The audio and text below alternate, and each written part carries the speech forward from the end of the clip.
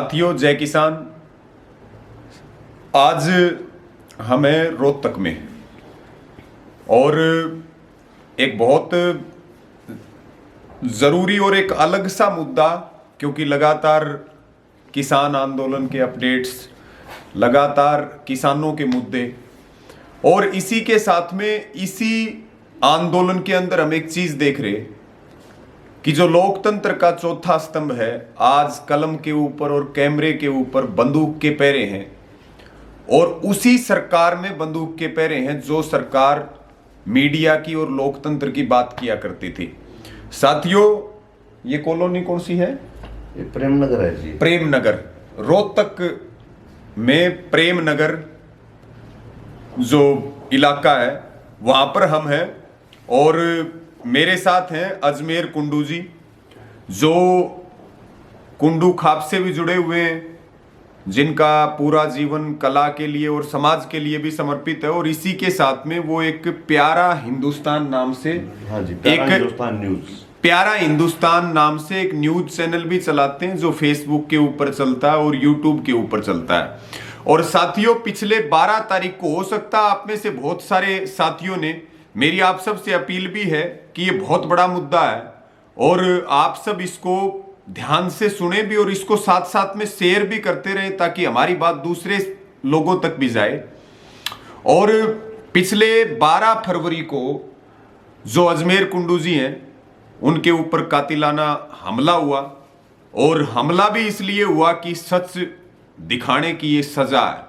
आप देख रहे हो साथियों, मैं आपको भी कहूंगा आप एक बार इनकी तरफ करें। ये अजमेर कुंडू जी हैं, जो प्यारा हिंदुस्तान न्यूज चैनल जो चलाते हैं रोहतक से, और लगातार साथियों हमारा इनसे जो मिलने का मकसद है, क्योंकि ये किसान आंदोलन को लेके लगातार सच्चाई आप सब तक पहुंचाते रहे, और कोई भी, चाहे वो भ्रष्टाचार की बात हो या कोई समाज का ज्वलंत मुद्दा है, उसके ऊपर बहुत मुखरता से ये अपनी आवाज बुलंद करते हैं। और इसलिए हमारे इनके साथ बहुत आत्मीयता के संबंध भी हैं, और लगातार किसान आंदोलन में व्यस्तता के कारण हम मिलने भी नहीं आ सके कि जब इतनी बड़ी घटना होगी। और 12 तारीख को साथियों, 12 फरवरी को ये अपनी टीम के साथ पहुंचे रोहतक से जींद। नेशनल हाईवे बन रहा है, पहले जो 2 लाइन का था वो अब 4 लाइन का हो रहा है। और आप जानते हैं कि मैंने एक डिस्क्रिप्शन में एक हेडिंग लिखी है, जिसको लिखा है कि योगी सरकार, योगी के गुंडे। योगी कौन सा? यूपी वाला। और यहां संरक्षण किसका? हरियाणा में खट्टर सरकार का। और एक सच्चाई दिखाने वाले आदमी को बचानिया तक खैर भगवान है, उन्होंने तो मारे दिया था, जो ठेकेदार और ठेकेदार के जो गुंडे थे। और उसके बाद जो पुलिस की जो कार्रवाई है, जिस विषय में हम आपसे बात करने वाले हैं, सारे साथी जुड़ रहे हैं, इसको शेयर करते रहे खूब सारा। और ये बहुत जरूरी है, जो ये बात कही जाती है कि देश को 75 साल हो गए आजाद हुए, आज भी आजादी चंद लोगों को मिल रही है, न्याय चंद लोगों को मिलता, आज भी आम आदमी को और सच्ची बात करने वाले लोगों को न्याय नहीं है इस देश में। और ये हमारी सबसे बड़ी दुख तकलीफ की बात है।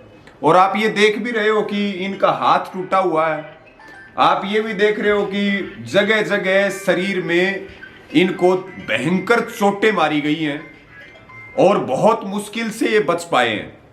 तो साथियों, 12 तारीख को, ये रात को लगभग 12:15 बजे की बात है, रात को लगभग 12:15 बजे एक गांव पड़ता है रोहतक से जींद रोड पे, भगवतीपुर, और वहां पे एक फ्लाईओवर बन रहा। और उस फ्लाईओवर में, क्योंकि आप ये भी देख रहे कि जब से ये 2 गुजराती गुंडे इस देश में आए हैं, नरेंद्र मोदी और अमित शाह, तक गुजरात वाले जगह जगह पहुंच गए पूरे देश में। सड़कें, टोल, सब चीजें अभी नहीं के हवाले चल रही। और ये तो योगी गोरखपुर के लोग थे, जो कंपनी इस 4 लाइन का निर्माण कर रही है या जो उस फ्लाईओवर का निर्माण कर रही है, तो इनको वहां जानकारी मिली कि भाई इस पुल का तक कल लेंटर खोला, और आज से जो है यो पाटना शुरू हो गया। और ये बहुत बड़ा हादसा होगा, और हो सकता है इसमें बहुत बड़ा जान माल का नुकसान हो जाए। तो मैं इसकी कवरेज करूं, मैं इसको दिखाऊं। क्या साथियों, जो चीज सड़क पे की जा रही है उसको दिखाना क्या अपराध है? क्या जो पत्रकार हैं या मीडिया के जो लोग हैं, बाकी तो गोदी मीडिया ने लोकतंत्र के चौथे स्तंभ की नाक कटवाई दी, कुछ चुनिंदा ऐसे लोग हैं हमारे बीच के जो इस चौथे स्तंभ की नाक बचा रहे हैं और सच्ची खबरें दिखा रहे। तो फिर जब इन्होंने वहां पे उसकी कवरेज करने की कोशिश की, इन्होंने अपना, इनके कैमरामैन, एक हमारी बहन थी कैमरामैन और ये थे, और ये उसको कवर करने लग गए। जैसे ही कवर किया तो ठेकेदार के लोगों ने ये भी कहा कि आप कवर मत करो, एक बार ठेकेदार से मिल लो और आपका जो भी होगा वो कर देंगे। आप समझते होंगे जो इनकी भाषा होती है, लेकिन इन्होंने कहा भाई मुझे कुछ नहीं चाहिए, मैं जो सच्चाई है वो दिखाऊंगा। और उसके बाद ठेकेदार और ठेकेदार के कुछ गुंडे वहां पे आते हैं और जो हमारी वो बहन है कैमरामैन, उसके साथ बहुत बदतमीजी की जाती है और इनके ऊपर बहुत जबरदस्त तरीके से डंडे, लठ और तरह तरह के हथियारों से रोड सरिये इनसे फिर इनको मारा जाता है। और वो अपनी तरफ से ये समझ गए थे कि भाई मर लिया, और फिर इनकी गाड़ी में इनको आकर के लेटा दिया जाता है। रात को लगभग 1 बजे तक का तब समय हो गया। 1 बज गया। और साथ में जो वो हमारी बहन थी वो भी इनके साथ थी, जो उनके चुंगल से बची। और 14 तारीख को साथियों जैसे तैसे करके ये टूटे हुए पैर, टूटे हुए हाथ लेकर के जैसे तैसे करके ये अपने घर वालों से संपर्क कर सके और फिर हॉस्पिटल में पहुंचे। और उसके बाद 14 तारीख को मुकदमा दर्ज होता है। और मुकदमा दर्ज किन लोगों के खिलाफ होता है? जो योगी के गुंडे हैं, जो खट्टर के सह से यहां पर काम कर रहे हैं, सड़क निर्माण का काम कर रहे हैं। और सड़क निर्माण में वो यहां पर लूट कर रहे हैं, सरेआम भ्रष्टाचार कर रहे हैं, सरेआम गुंडागर्दी कर रहे हैं। और ये गोरखपुर के लोग हैं जिनके खिलाफ मुकदमा दर्ज होता है बाई नेम। कौन सा थाना है? लाखन माजरा थाने में 10 लोगों के खिलाफ बाई नेम मुकदमा दर्ज होता है साथियों।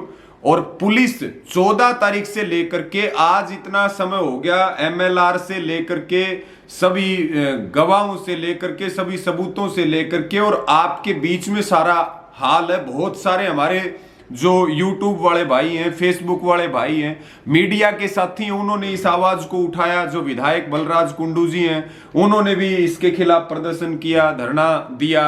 और पुलिस का जो थाने का SHO है वो भी इस मामले में गृह मंत्री तक भी शायद बातें गई। इन्होंने सबूत दिए SHO के खिलाफ, क्योंकि पुलिस वाले थानों का तो आपको पता है क्या खेल चलता है। हम सारे आम लोग हैं और हम सब इन चीजों से गुजरते हैं। उनके पास ठेकेदार का माल पहुंच गया, SHO के पास, तो फिर वो क्यों बोल लगा? आपको पता ही है इन सब चीजों का। तो ये सारी घटना हुई और कुल मिला के अंत में बात ये है कि इतनी बड़ी घटना होने के बाद ये तो पत्रकार है, इनका ये हाल है, तो फिर आम आदमी को कैसे न्याय मिलता होगा? और जो भाजपा न्याय की बात करती है या जो भी सरकारें न्याय की बात करती हैं, सिर्फ और सिर्फ मोटा मोटी मुद्दा ये है कि भाई जिसका लठ उसकी भैंस है। और आज भी यही चल रहा है देश में। तो ये सारी बातें बलराज कुंडू जी भी आपके बीच में रखेंगे। आप इसको शेयर करते रहे साथियों ज्यादा से ज्यादा। और ये एक अलग से एक ऐसा मुद्दा है कि ये खेल चल रहे हैं और ये जन जन तक पहुंचना चाहिए। और अब तक प्रदर्शन करने के बाद में, हाईलाइट होने के बाद में, फिर भी पुलिस कार्रवाई नहीं कर रही है। शायद 1-2 कोई, कितनी गिरफ्तारियां हुई हैं? 3 की हुई भाई साहब, 3 की गिरफ्तारियां हुई हैं। और जो मेन लोग हैं, जो ठेकेदार हैं, जो मेन लोग हैं, उन तक पुलिस हाथ नहीं डाल रही है। और सारी चीजें सबके सामने हैं और अब भी ये न्याय के लिए भटक रहे हैं। ये रोहतक जो पुलिस है, ये बहुत दबाव में। मेरी अपील है कि पुलिस जनता की सेवा के लिए होती है। वो खट्टर की पुलिस बन के काम ना करे, वो किसी ठेकेदार की पुलिस बन के काम ना करे, वो जनता की पुलिस, जनता की सेवा करे और अपनी छवि को कम से कम साफ सुथरा रखे। ये हमारी सबकी जिम्मेदारी है और इसके लिए आपको भी आवाज बुलंद करनी है। हम अजमेर जी के साथ हैं हर तरह से। हम सब मिलकर के जहां पूरी ताकत के साथ हम साथ भी देंगे और न्याय मिले इसके लिए पूरी ताकत के साथ हम काम भी करेंगे।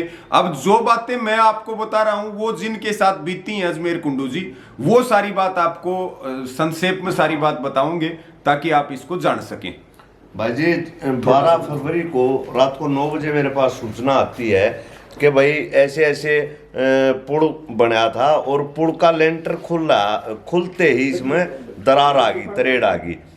तो मैंने कहा भाई ठीक है, सुबह कवर करेंगे इसको, परंतु उस बंदे ने बताया कि भाई साहब सुबह तक कुछ नहीं मिलेगा, रात को ही इसको दरार को भरने जा रहे हैं ये लोग, 1.5 घंटे बाद लेबर आएगी और लेबर आकर के इसको थुक्का के बंद ला के चेपा चैपी करके तड़के ताई तो यार दरार बंद हुई पाओगी, दिखा ही नहीं गाड़ दरार भी आई थी। तो हमने कहा भाई चलो रात को ही आएंगे हम लगभग वहाँ पे लेबर पहुँचने के घंटा आध घंटे बाद 11:30 बजे के करीब हम पहुँचे, मैं और मेरे साथ वो लड़की जो कैमरामैन थी मुस्कान सैनी वो थी।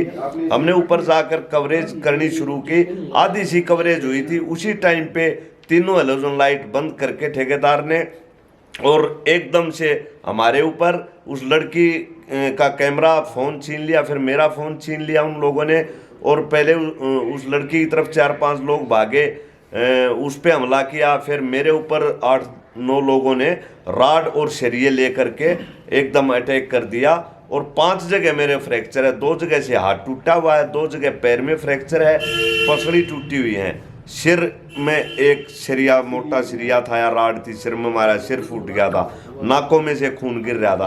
कुल मिलाकर के उन्होंने अपनी तरफ से अधमरा करके यूँ सोची भाई यो मरेगा तो गाड़ी में डाल के यूँ कह दिया यहाँ से भाग जाओ, अब चलते कर दिए रोहतक की तरफ। और फिर उसके बाद फिर पीछे से 3-4 किलोमीटर आने बाद पीछे से गाड़ी में टक्कर मारी उनने, आगे तक एक बाइक वाला आ गया तो वो गाड़ी उल्टी भगा ले गए। तब हमें यूँ अंदेशा हुआ कि ये गाड़ी में वही लोग थे ठेकेदार के, वो यूँ शो करना चाहते थे कि ये हमला नहीं, ये एक्सीडेंट में हुआ है इसके साथ। तो वो चाल थी उनकी। वो लोग जो ही आगे से बाइक आई, मैंने वो जब गाड़ी उल्टी भगाई पहले तो मैंने सोचा भी धुंध में किसी गाड़ी वाले ने पीछे तक ठोक दी, परंतु जब वापस भगाई उन्होंने तो उसी टाइम हम समझ गए कि ठेकेदार ही थे जो पीछे से गाड़ी को टक्कर मार के हमें एक्सीडेंट का रूप देना चाहते थे। पर भगवान था भाई बचाने वाला। मैं वो आगे से उसी 1 सेकंड में एक बाइक वाला पीछे एक ट्रैक्टर वाला आ गया, उसी टाइम उन्होंने गाड़ी मोड़ के भगा दी।